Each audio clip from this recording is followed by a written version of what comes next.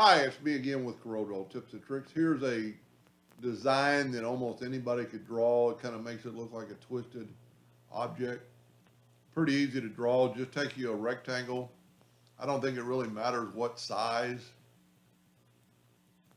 And then you don't have to worry about the being locked or whatever. Let's round it off 2 inches. That does all of them. And then make you a duplicate with that Control D. While start moving, hold down the control button, and you see you get that shape that we're desiring. Fill that in with the Smart Fill tool. And then move it out of the way and get rid of your lines. Move this back in, because I'm just hitting the arrow keys. And then we want to, there's actually a couple ways. Probably the best way to do it would be to click on your item and get your interactive fill tool, go up or down, and then put you a dark shade in this one.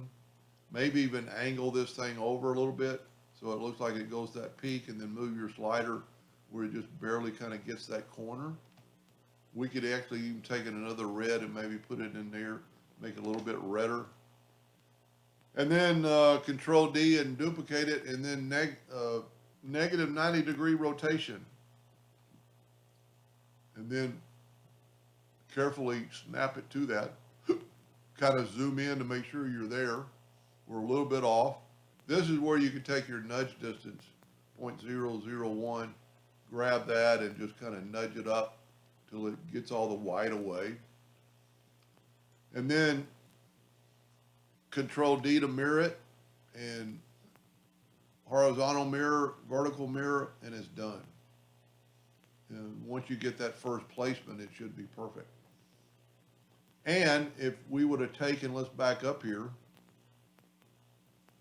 before we made a duplicate of that, as I like to do, is go up to edit and clone it. Move this one out of the way, and this is your clone curve.